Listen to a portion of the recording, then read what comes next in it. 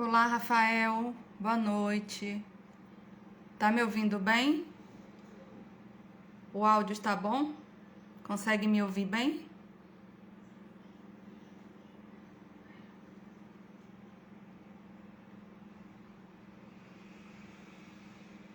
Ótimo. Vamos aguardar o pessoal entrar, o nosso convidado chegar. Está tudo bem com o áudio? Ótimo. Que bom. Vamos esperar o nosso convidado entrar. Enquanto isso, as pessoas também vão estar recebendo o convite para entrar. Então, vamos aguardando. Que bom que o áudio está bom. Que bom.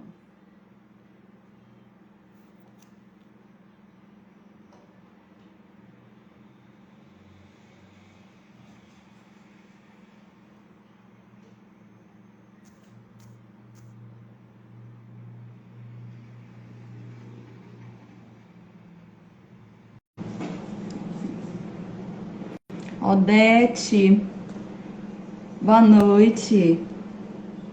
Olá, Olá, olá, boa noite. boa noite, tudo bem? Tudo bom? Você consegue me ouvir bem? O áudio tá legal para você? Consigo sim. Tá ótimo. Também estou te ouvindo bem. Então a gente vai começar o nosso trabalho hoje, enquanto as pessoas vão entrando, e a gente inicia da melhor forma possível, que é com a oração. Então eu vou convidar todos para que possamos fechar os nossos olhos, aquietar a nossa mente, aquietar o nosso coração, elevar os nossos pensamentos a Deus e falar com Ele. Deus, Pai querido e amado, aqui estamos, Senhor, necessitados de Ti. Que possamos sentir a Tua presença e a Tua providência neste momento, através desta live, através das palavras que serão ditas. Que essas palavras possam nos lembrar do Teu Evangelho, porque as Tuas leis estão escritas na nossa consciência, mas nós esquecemos delas. Então precisamos de pessoas que nos façam lembrá-las. Que possamos, nesta noite, lembrar das Tuas leis, lembrar do Teu amor e nos colocar em totalidade aos Teus cuidados. Abençoe o nosso convidado da noite, Carlos Henrique, que ele possa ser o seu porta-voz e possa trazer para nós aquilo que mais necessitamos e só nós mesmos sabemos. Abençoe o mundo, abençoe a todos nós e ser conosco hoje, amanhã e sempre. Que assim seja. Seja bem-vindo, Carlos Henrique. É uma alegria ter você. O Lado do Coração está muito feliz por ter você falando para a gente hoje pela primeira vez. Carlos Henrique Brito, ele é trabalhador do Centro Espírita Francisco de Assis e vinculado à União Espírita de Vitória da Conquista. Hoje ele vai falar para nós de um tema muito oportuno dentre tantos, que é a boca fala do que o coração está cheio. Carlos, a palavra é sua. Muito obrigado. Muito boa noite a todos os amigos e as amigas conectados ao Instagram do Centro Espírita Lar do Coração. É uma alegria enorme poder estar nos dirigindo a esses companheiros da querida cidade de Itabuna, que é calorosa no clima e também dos corações. Nós desejamos muito boa noite a todos e que a paz de Jesus, o doce e meigo Rabi da Galileia, permaneça em nossos corações hoje, por todo sempre. E eu só gostaria de pedir, porque está dando um retorno, se você puder desligar o seu áudio, para poder... Acho que o microfonezinho, tem um microfonezinho aí, se você puder silenciar, Aqui no fica meu, melhor. no meu. E você clica na tela, ótimo, agora sim. Então, a todos aqueles que se encontram conectando, nós nos encontramos aqui para refletirmos um tema que está registrado lá no Evangelho de Lucas. A boca fala do que está cheio o coração. Vamos recordar que Jesus, em diversas oportunidades, nos chamou a atenção de que nós éramos criaturas muito limitadas para podermos compreender em profundidade os seus ensinos. Em diversas oportunidades, vemos o Mestre nos advertir: veja, quem tem olhos de ver, ouça, quem tem ouvidos de ouvir. E já no final do seu ministério, ele nos chama a atenção dizendo: ainda tenho muitas coisas a vos falar, mas não sois capazes de compreender. Não vos deixarei órfãos. Dia virá que vos enviarei o Paracleto, o Consolador, o Advogado, que vos fará recordar de tudo o que eu disse e vos falará sobre toda a verdade, a fim de permanecer convosco até o fim dos tempos. Nós, espíritas que somos, compreendemos que este Consolador se cumpre quando, da publicação de O Livro dos Espíritos, em abril de 1857, através do trabalho incomparável do insigne codificador da doutrina espírita, o professor Hipólito Leon Denis Arrivaio, que passou a ser conhecido para a posteridade como Allan Kardec. E, através deste trabalho magistral, o Consolador, a mensagem de Jesus, resgatada em sua pulcritude, o cristianismo em sua pureza primitiva é restaurado e o Evangelho de Jesus é assim atualizado para a maturidade do pensamento que os homens adquiriram. Nós, que éramos criaturas ainda muito infantis espiritualmente, para compreendermos em profundidade os ensinos do Mestre, já nos encontrávamos em condições mais favoráveis para compreender em profundidade aquilo que o Mestre disse e trazer as revelações que não puderam ser ditas.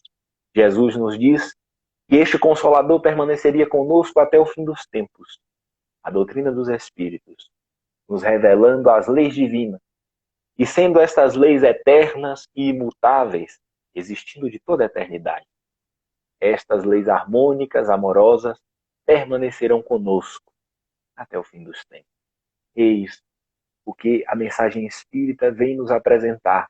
A mensagem de imortalidade, o canto de alegria que Jesus entoou naqueles dias gloriosos da Galileia. Aquelas palavras que, mesmo as que puderam ser ditas, precisaram estar revestidas da alegoria das parábolas, para que nós pudéssemos, assim, plantar no íntimo dos nossos corações as sementes do Evangelho, para que, de acordo com as nossas disposições, pudessem germinar e dar frutos. Nós aqui nos encontramos hoje sob esta luz diamantina do Consolador, para refletir estas palavras do Cristo. A boca fala do que está cheio o coração. Compreendemos assim que, conforme nos diz Emmanuel no livro Pensamento e Vida, e nós vamos nos permitir a leitura para podermos ser fiéis à palavra do benfeitor espiritual, Emmanuel nos diz: o nosso pensamento cria a vida que procuramos, através do reflexo de nós mesmos, até que nos identifiquemos um dia, no curso dos milênios, com a sabedoria infinita e com o infinito amor que constitui o pensamento e a vida de nosso Pai. Emmanuel nos traz um conceito de pensamento que vai para além da nossa capacidade cerebral, que vai para além das ideias que temos. O conceito de pensamento de Emmanuel é um conceito que está atrelado ao pensamento, aos ideais e também ao sentimento. É um conjunto do que possuímos no cérebro e no coração. Portanto, podemos compreender das palavras do Cristo: a boca fala do que está cheio o coração, compreendendo que primeiro sentimos. Neste mesmo livro, ele vai nos dizer que a mente é o espelho da vida em toda parte. Então nós compreendemos que, sendo esse espelho da vida a mente e o pensamento, este conjunto de ideais e sentimentos, nós podemos compreender que primeiro nós sentimos, e a partir dos sentimentos, que é este espelho, nós vamos alimentar os nossos ideais e vamos falar, vamos pensar e vamos concretizar este pensamento. Daí a importância de nós nos atentarmos ao convite de Jesus, pois nós muitas vezes conseguimos até controlar as nossas ações. Muitas vezes não, agimos de impulso. Mas muitas vezes, em algumas oportunidades, dá para controlar, dá para a gente pensar. E uma pessoa me perguntou um dia, algo muito interessante, ela diz, olha, as atitudes dá até para controlar, mas e o pensamento? Como nós controlamos o pensamento? E é por isso que compreender a importância de lapidar os nossos sentimentos, entendendo que das nascentes do coração brotam os pensamentos. Então, daí a importância, como dizia eu, de nós atentarmos para o convite do Cristo, que é da edificação do reino em nossos corações, desta obra divina em nossos corações, como ele elucida lá no livro Boa Nova, através da mediunidade de Francisco Cândido Xavier. O Espírito Humberto de Campos, lá no capítulo 3, vai registrar um diálogo de Jesus com um sacerdote hebreu que elucida para nós o que vem a ser o Evangelho. Na oração inicial, nós rogamos para esta compreensão do Evangelho de Jesus. E nós lançamos essa pergunta, o que é o Evangelho? Porque quando pensamos em Evangelho, quando falamos Evangelho, nós temos uma tendência de pensarmos nos livros, no Novo Testamento. E é bem verdade que para termos contato com a mensagem evangélica, nós precisaremos recorrer aos livros. Ali está exarado o Evangelho de Jesus. Mas nesse capítulo 3, o Espírito Humberto de Campos nos ajuda a ter uma compreensão profunda do que vem ser esta boa nova, esta boa notícia que Jesus nos traz. E registra o benfeitor espiritual que Jesus, após experimentar os rigores da oração e do jejum a que se impunha João Batista no deserto, ele resolve então iniciar o seu messianato por Jerusalém. E aproximando-se do templo de Salomão, Jesus fora notado por um grupo de sacerdotes ociosos que se sentiram magnetizados pelos seus traços de originalidade e beleza. Alguns se afastaram sem maior interesse, mas Hanã, que seria mais tarde o juiz inclemente da sua causa, aproxima-se do desconhecido e dirige-se-lhe com orgulho. Galileu, que fazes na cidade? Jesus então responde com modesta nobreza: passo por Jerusalém buscando a fundação do reino de Deus. E com acentuada ironia e com a gargalhada de desprezo, o sacerdote então diz: reino de Deus? E que pensas tu venha a ser isso? E Jesus então lhe redargue: esse reino é a obra divina no coração dos homens. E o sacerdote então, acentuando ainda mais a ironia, diz: obra divina em tuas mãos? E que contas para levar avante essa difícil empresa? Terás acaso conquistado o apoio de algum príncipe ilustre da terra? E Jesus então lhe responde: os meus discípulos virão de toda parte. E o sacerdote lhe diz imediatamente: sim, os ignorantes e os tolos estão em toda parte. Certamente que esse será o teu material de edificação, mas propões-te a realizar uma estátua perfeita, mas já viste uma estátua perfeita modelada em fragmentos de lama? E Jesus então lhe diz com energia serena: sacerdote, não existe mármore mais puro do que o do sentimento, e cinzel superior ao da boa vontade. Impressionado com a resposta do Cristo, o sacerdote ainda tenta colocá-lo em situação embaraçosa. Conheces Roma ou Atenas? Jesus lhe diz: conheço o amor e a verdade. Conheces os códigos da corte provincial? Ainda tenta mais uma vez o sacerdote. E Jesus encerra o diálogo dizendo: eu conheço a vontade do meu Pai sobre mim. E o sacerdote então afasta-se irado. E Humberto de Campos relata que daí a alguns dias Jesus parte para a região de Cafarnaum, onde realiza os 2 primeiros convites a André e Simão e inicia então o seu messianato. E nós gostaríamos de registrar nesse diálogo belíssimo que, indagado pelo sacerdote, o que pensas tu venha a ser isso? E nós vamos recordar que o povo hebreu aguardava ansioso pela vinda do Messias, mas esperavam um Messias que fosse belicoso e se assemelhasse aos príncipes da terra. E não puderam compreender aquele homem simples, filho de carpinteiro, que falava deste reino, que eles aguardavam um reino material, que fosse um reino à semelhança daqueles que se estabeleceram na terra. E Jesus então fala deste reino, que é uma obra de edificação interna. Quando o sacerdote questiona: o que pensas tu venha a ser isso? E ele nos diz: esse reino é obra divina no coração dos homens. Então esta é a boa notícia que Jesus nos traz naqueles dias gloriosos da Galileia e que a doutrina espírita nos ajuda a reviver nos dias atuais. Este é o convite que Jesus tem nos feito reiteradas vezes e que nesta oportunidade reencarnatória, sob as luzes do Consolador, ele se faz de maneira mais efetiva e mais clara, porque temos a oportunidade de entender Jesus sem as alegorias, sem as distrações, sem as interpretações que nos deixam na superficialidade do Evangelho. A doutrina espírita nos dá a oportunidade de fazer um mergulho profundo nestas águas benditas do Evangelho, para que nós possamos compreender Jesus como ele é. Não mais aquele Cristo dos altares que morreu em uma espécie de sacrifício, derramando o seu sangue para nos redimir dos nossos pecados.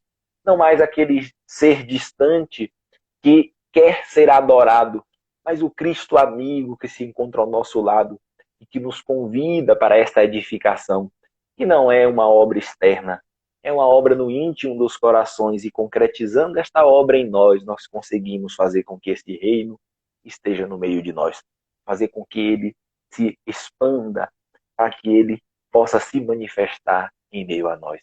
Eis este convite para que a nossa boca, para que as nossas ações possam verbalizar, possam concretizar esta conquista íntima de edificação do reino, que é a vivência do amor ágape, do amor que doa-se.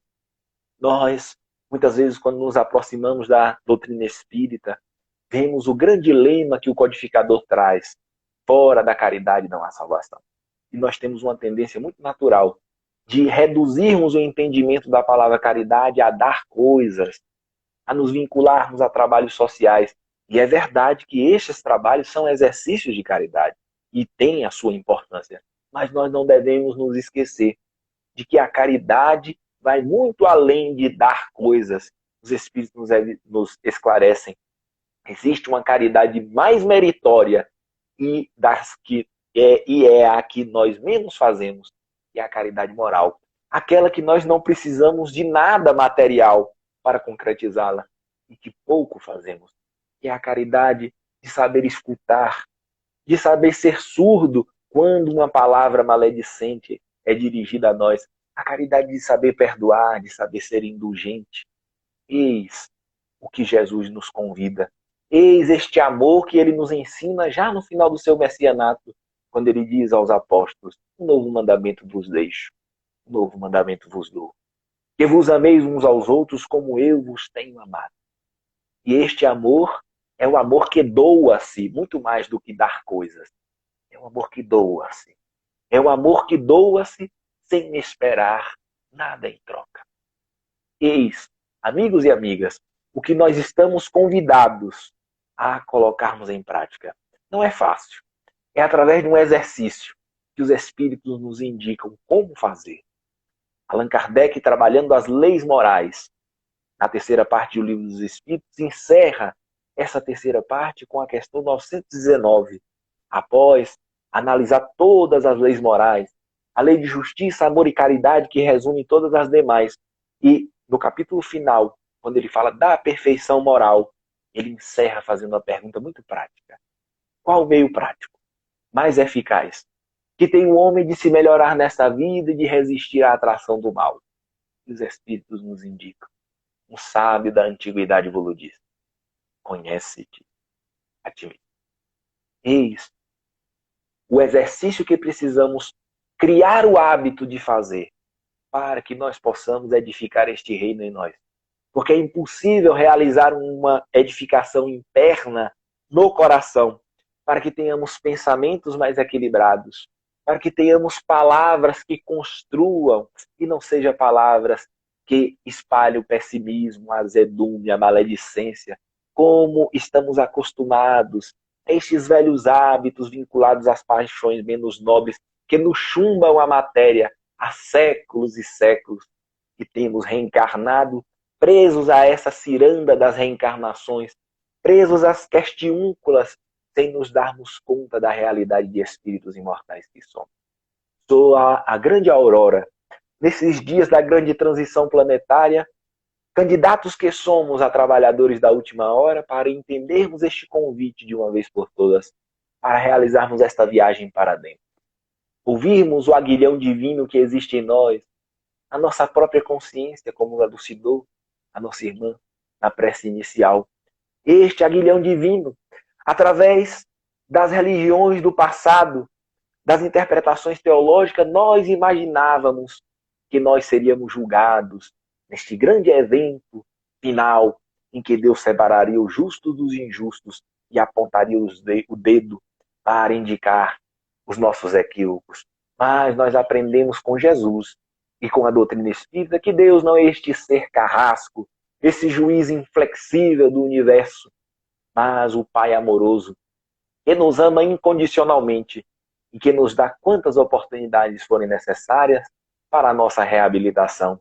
E nós aprendemos que existe em nós este aguilhão que sim nos aponta o caminho da corrigenda, que nos aponta o caminho do reequilíbrio, para que nós possamos, assim, ao atingirmos os objetivos de nossas existências, que é alcançarmos a perfeição, a plenitude, a felicidade que tanto almejamos. Então, faz-se urgente ouvir esta voz da nossa consciência, criar hábitos saudáveis que o Espiritismo nos aponta, a oração, a boa música, a meditação, o silêncio interior, para ouvirmos a nós mesmos. Não mais vivermos distraídos com as futilidades que nos levam a situações embaraçosas, estarmos sendo levados de roldão pelo influxo das coisas. Quanto tempo não perdemos com frivolidades? E quando recordamos os primeiros cristãos que nos servem de referência, vemos que aqueles homens e mulheres, segundo os biógrafos, mais de 1 milhão de pessoas doaram as suas vidas físicas em nome de Jesus, porque compreenderam em profundidade esta mensagem do Evangelho, esta edificação do reino nos corações, falando desta imortalidade e desta vida em abundância que o Mestre apresentou a todos eles. Eles deixaram seus algozes, aqueles 300 anos de cristianismo puro, em que os cristãos eram perseguidos implacavelmente pelo Império Romano, eles, confundindo seus algozes e edificando este reino nos corações, concretizando aquela conquista do coração e falando dessas bem-aventuranças e desta vida em abundância, eles desciam aos circos dizendo: Ave Cristo. Os que vão viver para sempre te saúdam e homenageiam. E, olhando para nós, estes que somos os candidatos a trabalhadores da última hora, os cristãos de hoje, olhamos para nós, nenhum de nós que se apresentar como cristão, nenhum de nós que se disser espírita, será exigida de nós as nossas vidas físicas. Ninguém mais precisará passar pelos horrores de ser lançado às feras, do empalamento, às fogueiras, não. O que é exigido de nós, nesses dias atuais, é o sacrifício das nossas futilidades. É o sacrifício das nossas vidas fúteis. E nós precisamos nos questionar, amigos e amigas que nos escutam, quais são as futilidades que têm nos afastado deste convite que o Nazareno nos faz há mais de 20 séculos. Este convite que nos convida para esta edificação íntima, para que nós nos coloquemos no mundo de maneira mais serena. Este convite para que nós possamos construir com o bem, para que nós possamos, através do exemplo, ser páginas vivas do Evangelho de Jesus, conforme nos ensina Francisco de Assis, quando no final já da sua existência reúne os seus seguidores e diz: meus filhos, ide pelo mundo e pregai o Evangelho. Se preciso for, utilizem palavras. Nos ensinando que nós damos testemunho daquilo que abraçamos como ideal, muito mais através das nossas atitudes renovadas no bem do que por palavras. É preciso estarmos atentos a este convite, porque estamos enfrentando dias tumultuosos. Estamos em meio à grande transição planetária, em que os espíritos nos afirmam haverá um grande embate de ideias, e já estamos presenciando. A doutrina espírita imaculável, como mensagem que vem do alto, esta não sofrerá abalos, porque, conforme disse, é a revelação das leis divinas. Por mais que os homens queiram deturpá-la, o espiritismo, a doutrina espírita permanecerá no seu desiderato. Mas o movimento espírita, este sim, que é construído por nós, os homens ainda imperfeitos, este sofre os abalos desses dias tumultuosos. E nós vemos acirrar a intolerância em todos os meios. E nós estamos aqui falando de uma linguagem muito clara para que nós possamos entender qual é o nosso papel e o nosso convite. Porque vemos grupos familiares se desestruturarem, vemos grupos de trabalhadores criarem barreiras uns com os outros por conta de opiniões diversas. Para falar mais claro ainda, por conta de escolhas políticas, político-partidárias, que se divergem, e o que é natural, porque somos seres plurais, e somos livres para fazer a escolha que entendermos melhor, vemos pessoas criarem barreiras umas com as outras, por conta dessas divergências. E nós, à luz da doutrina dos Espíritos, precisamos recordar o codificador, quando ele, falando desta educação moral, traz-nos a tríade trabalho, solidariedade e tolerância. Nós precisamos lembrar desta palavra para que nós possamos nos colocar no mundo de maneira mais serena, respeitando as opiniões alheias. Os Espíritos nos trazem o conceito de justiça, que é o de pensar nos direitos dos outros antes de pensar no nosso. E Allan Kardec elenca os caracteres do verdadeiro homem de bem e diz: o homem de bem respeita todas as convicções sinceras. Por mais que elas sejam antagônicas ao que nós alimentamos como ideal e percebamos e entendamos que seja o coerente, precisamos respeitar o direito do outro de ser e pensar como é. E exigir sim de nós que sejamos como devemos ser. Porque aprendemos com a doutrina espírita que não conseguimos mudar a ninguém, mas conseguimos mudar a nós. Nós poderemos, no máximo, contribuir com o outro através do nosso exemplo.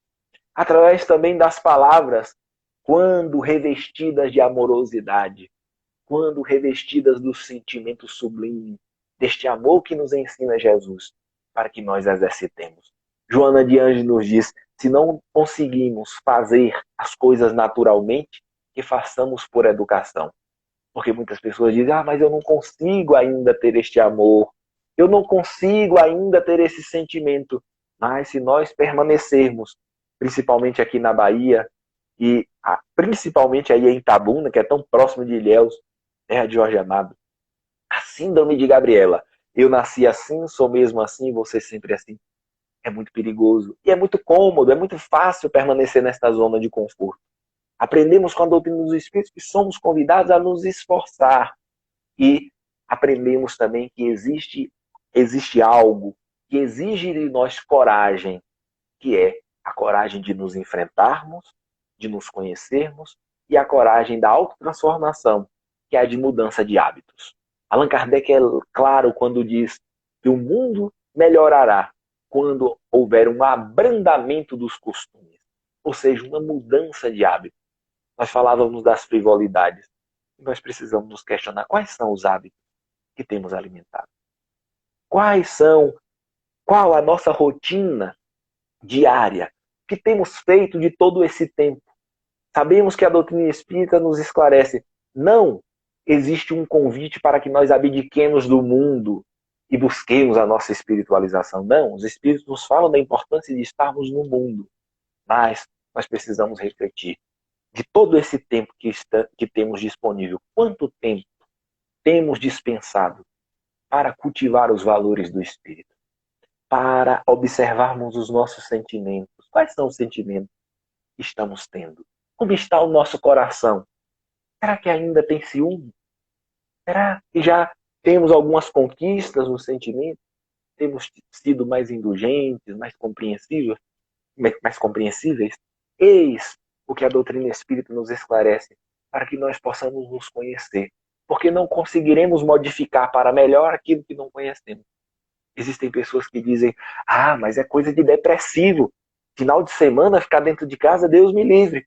Eu tenho que ir visitar alguém, visitar um parente, tenho que ir no shopping. E a pessoa acha que o coerente é isso, é estar sempre para fora, vivendo o mundo. Quando a doutrina dos Espíritos nos faz este convite, a serenar um pouco. Estar sim envolvido nas questões do mundo, do trabalho, dos nossos afazeres, dos nossos deveres, porque Emmanuel, inclusive, nos ajuda a entender. Deus não estabelece limites e barreiras entre o templo e a oficina. Ou seja, quando nós estamos ali envolvidos em nossas questões profissionais, com os nossos afazeres domésticos, com as nossas responsabilidades perante a família, os amigos, né, o nosso grupo de relação, nós estamos atendendo também às leis divinas, né? Nós estamos colaborando com Deus, com Cristo, né, para que este mundo melhore. E nós precisamos entender que não estamos cumprindo com os nossos deveres para com Deus somente quando vamos ao templo religioso, quando estamos no centro espírita, quando estamos assistindo a uma palestra. Então, estamos laborando e colaborando com a divindade em todos os instantes da nossa vida. Mas é preciso estar atento para que nós possamos reservar parte do nosso tempo para este cultivo íntimo, para que possamos observar as nascentes do nosso coração, que vai desencadear os nossos pensamentos, as nossas palavras e as nossas ações. Que, atentos a este convite, possamos, assim, fazer a parte que nos cabe, deixar o nosso tijolinho nesta construção do reino de Deus em meio a nós. Jesus nos faz convite. Nos diz o benfeitor espiritual Bezerra de Menezes, que, conhecendo a doutrina espírita nos dias de hoje, nós temos a oportunidade, semelhante à de Paulo, o apóstolo dos gentios, quando ainda na condição de Saulo de Tarso, o famoso doutor da lei, que estava se dirigindo para dar vazão a mais uma atitude de perseguição aos cristãos, à porta de Damasco, ver Jesus redivivo. E, após ser inquirido, Saulo, Saulo, por que me persegue? O então doutor da lei, desarmando-se, contra-interroga de imediato: Senhor, o que queres que eu faça? E Bezerra diz: Jesus, naquela oportunidade, disse a Saulo: vá a Damasco. E Bezerra nos afirma: hoje, conhecendo a doutrina espírita, nós temos uma oportunidade semelhante à de Saulo, de encontrarmos-nos com Jesus redivivo, e que nós devemos ter a coragem de perguntar ao Mestre: Senhor, o que queres que eu faça? E nos diz Bezerra: Jesus, mais uma vez nos dirá: vá a Damasco. Mas que Damasco significa realizar a viagem para dentro de nós mesmos, para a província das nossas próprias consciências, como nos diz Bezerra. Esta viagem impostergável que Jesus há mais de 20 séculos nos faz convite. A doutrina espírita nos esclarece, amigos e amigas, que todos nós, em média, temos uma reencarnação a cada 100 anos. É o que extraímos da literatura. Existe um livro que nós indicamos a leitura que elucida para nós mais ou menos essa estatística, que é um livro da editora Clarim, autor espiritual Caibá Schutel, cujo título é Eustáquio, 15 séculos de uma trajetória. Quem não leu, fica a nossa dica. Eu costumo dizer que quando essas plataformas de séries, descobrirem esses livros espíritas, essas séries que fazem sucesso hoje se tornaram fichinha, porque um livro como esse dá uma série interessantíssima. Nós vamos ver 17 reencarnações do mesmo espírito num período de 1.500 anos. O que nós vamos extrair aí essa média de uma reencarnação a cada 100 anos. Logicamente que em cada caso particular, essa estatística vai variar um pouco para mais, um pouco para menos. Mas todos nós, em média, temos esta média de reencarnações, uma reencarnação a cada século. E nós vemos Eustáquio, por exemplo, o relato do autor espiritual começa nesta existência como Eustáquio, em tempos muito recuados, um general de exército, muito orgulhoso, prepotente, ele fere de morte um oponente e começa a humilhá-lo. E então, quando ele está ali no auge da humilhação, o indivíduo que já estava nos estertores da morte, recobra um pouco de força e desfere de um golpe. E ele então morre desencarna nesta condição. Passa um período no mundo espiritual, em regiões de sofrimento, após um período é resgatado e os mentores então lhe indicam onde estava ali o seu calcanhar de Aquiles, a sua pedra de queda. E então é feito um novo planejamento reencarnatório e nós vemos o espírito se fortalecer no mundo espiritual, ouvir as recomendações dos mentores e dizer, não, na próxima, agora eu vou me ajustar. Reencarna-se, existe o mergulho na carne, o esquecimento momentâneo, e vemos o espírito reincidir no mesmo equívoco. E a gente vai lendo uma reencarnação após a outra, ele passar um período sofrendo, ser resgatado, passar um período ali reformulando, planejando uma nova reencarnação, e o espírito retornar e reincidir nos mesmos equívocos. E nós só vamos constatar uma melhora sensível 5, 6 reencarnações lá adiante. Recordo-me que em uma dessas oportunidades em que ele reincide no erro, os espíritos programam uma nova reencarnação. Você reencarnará no seio da Amazônia brasileira, no seio da mata, para que distante da civilização você possa, diante de novo ambiente, ter meios de não reincidir nos equívocos que vem reincidindo. E o espírito toma resoluções, se compromete em não mais reincidir no erro, e ele reencarna. E está tão comprometido com aqueles hábitos que está acostumado a reproduzir, que ele, belicoso que era, consegue colocar uma tribo contra a outra e desencarna guerreando. Então, nós vamos ver que nós temos esta propensão a repetirmos velhos hábitos, hábitos de pensamentos, de ações e principalmente de sentimentos.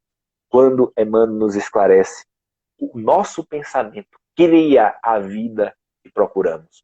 Nós temos uma tendência de repetirmos os padrões.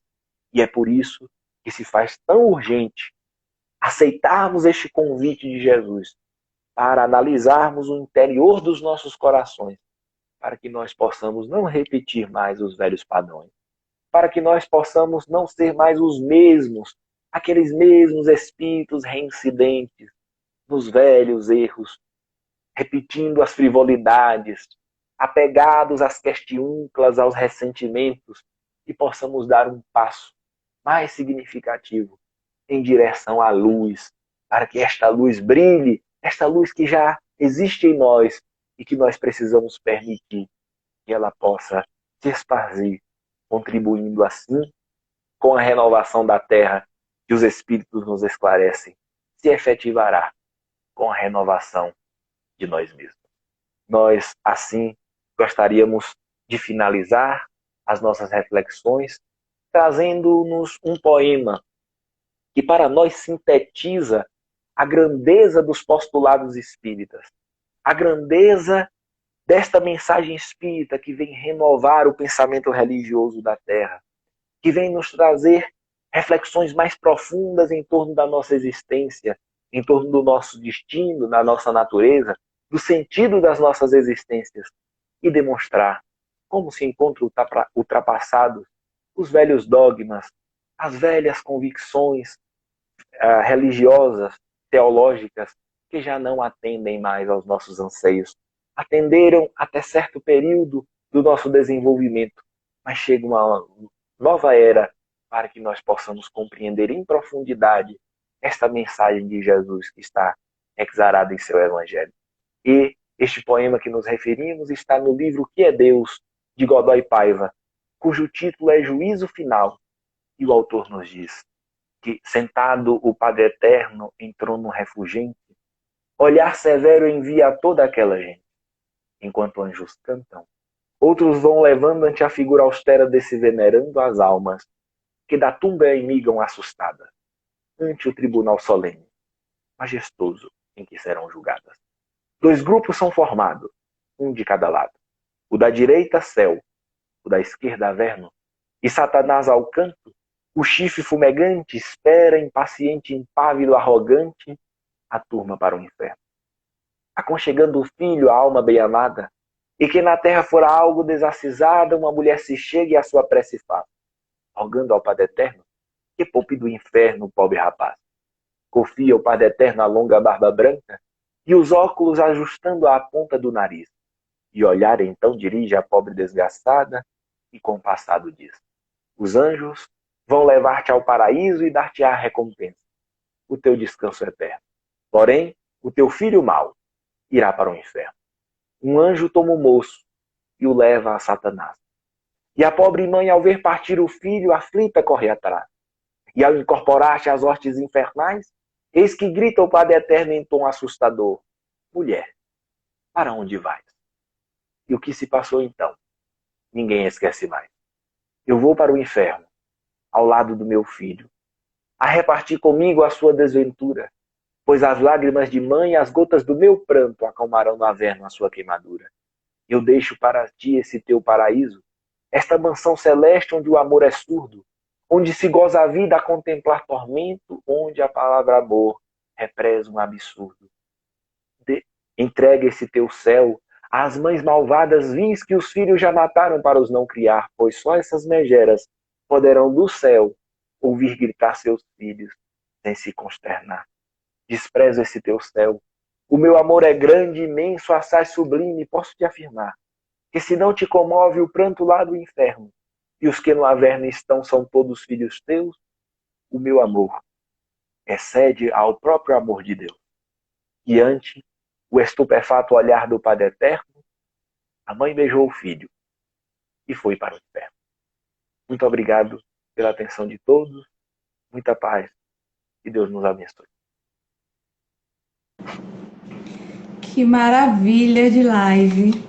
Eu vou usar esse seu poema final como uma prece, porque serviu de reflexão diante de tudo que você falou, e esse final você brilhou ainda mais na sua fala. Parabéns, você foi magnífico, maravilhoso. Que as suas palavras possam tocar não só o meu íntimo, como eu me senti tocada aqui por tudo que você disse, mas que possa ter tocado em cada um que ouviu o que você falou e que nós possamos construir esse reino de Deus já dentro de nós, aqui e agora. Que a coragem nunca te falte para que você continue falando da forma como você falou hoje, com tanta convicção, com tanto amor, com tanto empenho, com tanta sabedoria e de uma forma tão forte que chegou a tocar os corações. Olha, uma pessoa está dizendo, um rapaz tão jovem falando como um ancião. É porque é jovem só o corpo. O espírito deve ser milenar, já conhece muito e agora está trazendo... Já aprontou muito. Está trazendo os ensinamentos para a gente. Carlos, muito obrigada. Que Deus lhe abençoe. Obrigada a todas as pessoas que ficaram com a gente até agora, aqueles que entraram e saíram. Lembrando que as lives, elas ficam no Instagram e também elas são colocadas no canal do Lado Coração no YouTube. Na próxima semana nós teremos outras e que possamos nos encontrar novamente. E você, Carlos, que a gente possa ter a oportunidade de te ouvir de novo, porque foi fabuloso. Parabéns. Eu te desejo paz. Feliz. Paz para você, paz para sua família, Paz para todas as pessoas que ouviram a sua fala e para os familiares deles também. Que Deus lhe abençoe e abençoe a cada um de nós. E até a próxima. Até a próxima. Que assim seja.